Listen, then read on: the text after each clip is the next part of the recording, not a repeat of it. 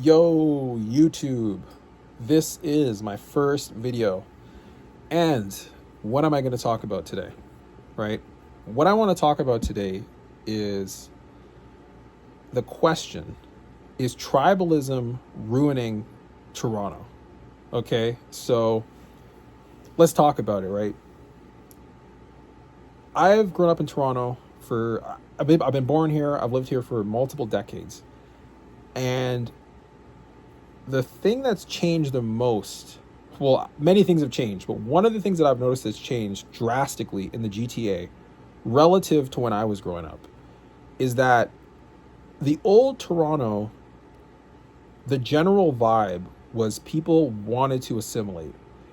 People came to Toronto with the intention and the idea that living in Toronto was an opportunity to get a first-hand front row seat to the cultures that were basically, we'll say, imported here, so to speak, right? Because there's a variety of different ethnicities, there's a variety of different cultures.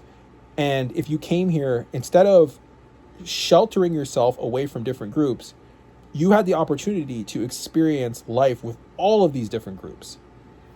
And when you look to today, if you look at whether it's Markham, whether it's Brampton, I would kind of say Vaughan, but I wouldn't fully say Vaughan, because even though Vaughan is now becoming more and more and more and more Italian, at the same time, Vaughan has had a little bit more diversity than a Brampton or a Markham, right? And so the general point that I'm making, or what I'm really trying to emphasize, is that when I refer to tribalism, what I'm essentially saying is that Toronto has now become a place where there are segments of the Greater Toronto area where if you're not of those demographics, you're essentially economically and socially pushed out of those zones, meaning that the probability that you're going to be able to assimilate, or even, we'll say assimilate, integrate, we'll use them interchangeably for the most part for this discussion,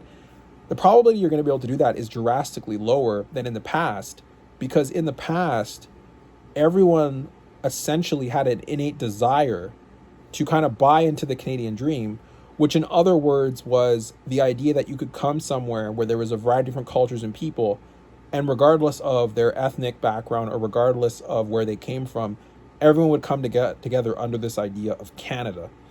And when I look around and I see that that is waning, and quite frankly, it has dissipated, and realistically, it's not really present in the modern Toronto, I think to myself, like, how much of a negative impact is tribalism having on Toronto as a whole? And my perspective is it's a drastically negative impact, because if you grew up in a Toronto that was more appreciative of assimilation in general, meaning that people naturally had that innate desire to assimilate, and then now fast forward to today, people lack that desire and they don't have it, it's going to impact jobs. It's going to impact jobs. It's going to impact social. And let's get into the job thing, right? Because I say that, but I didn't really specify what I mean. Okay, if you go to a job in a part of town that's predominantly one race, and you're not that race, what's the probability they're going to hire you? But let's get into it a little deeper. Let's say let's say it's a company, and that company is in an ethnically diverse place. But although it's in an ethnically diverse place, where that specific company has 90% or 95% one ethnicity, or in some places, which is insane, you could be in an ethnically diverse environment, but there's only one ethnicity in that company, right? Or in that, and you know, let's call it what it is, right? It could be the Tim Hortons, it could be the Subway. There's a variety of businesses that could fall into this category, but these aren't ethnic businesses, meaning they're not black, they're not white, they're not Asian, they're not Indian. These are just general businesses. Like, for instance, a Walmart. A Walmart is well, if we're going to be super specific, a Walmart is obviously an American company started by a European or Caucasian, whatever you want to call it, we'll say Caucasian family, the Waltons, as we know. And you know, you go to a Caucasian megacorp, which is Walmart. We'll call it a megacorp because it kind of is realistically. There's only one ethnic demographic, and then you might say, well, oh, it's because of the neighborhood. But then you look at the neighborhood, and the neighborhood is ethnically diverse, and so it's like, you know, I see many negative impacts to this other than just the economics, which I do think is terrible. Because if you think about it, if you have some kids, and let's say your kids are looking for work, and you tell your kids, you're like, oh, hey kids, get your summer job. It's time for you to learn the value of money. It's time for you to learn how to save. It's time for you to learn how to navigate life. It's time for you to get your footing in the world. And that person goes out and they go to a job and they realize that, maybe in their friend group it's ethnically diverse, but they go to a company and they're in Toronto, which is supposedly a inclusive place, and you go to the job and it's exclusive. Or even worse, you get the job and you're treated poorly in an inclusive city, but you're at an exclusive workplace. And again, like, you know, there's a lot of problems with Toronto right now, and I have a lot of gripes with it. But I think that tribalism right now in Toronto is probably my biggest gripe, because the whole benefit of going to Toronto was you wouldn't have to deal with that per se, meaning that despite your ethnic background, you knew you could sort of bond with fellow Canadians. That was sort of the benefit of being in the Toronto. That's what kind of made it fascinating and appealing, at least for me. Because growing up, I didn't realize, when I was a young kid, I didn't realize, like, okay, wait, one of my friends is Korean. Another one of my friends is Tamil. Another one of my friends is Philippine. Another one of my friends is from Trinidad. And it's like, you don't realize it until you get older. You're like, wow, like I had a really diverse friend group. Or your girlfriend is, Chinese or something. And you're just like, you don't realize until you get older. You're like, whoa, like I have a really diverse friend group. And you don't realize how much that impacts the way you see people, how you treat people, how you want to interact with others, how you conduct yourself. And it even gives you the opportunity to see things from different perspectives, right? And that's a benefit you just carry with you your whole life. And it really impacts how you treat people, because you see people as people, and you don't other people. You don't think, oh, that's an other.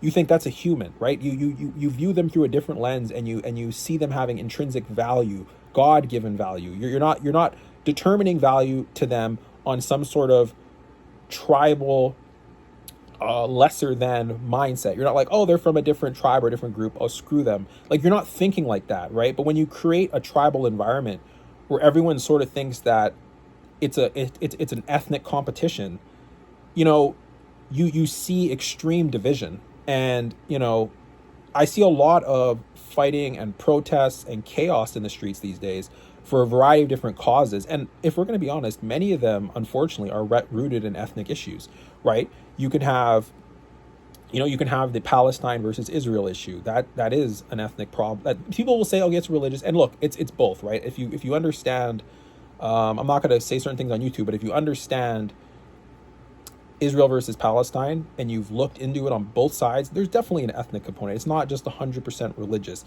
The religious and ethnic component are intertwined. If you don't understand that, I'm not going to explain that on the YouTube channel, because that's not what it's about right now. But yeah, I mean, it's just crazy. And then, like, I just listed one, okay? I listed Israel, Palestine, okay? But then we also have the Khalistani movement in the GTA area. Again, that has an ethnic element to it. And it's kind of like, if you are born in Canada and you grew up in Canada, and you had to assimilate, like I said, like even for me, it's like one of my best friends, like I said, I listed a variety of different ethnicities. One of my best friends, European dude or whatever.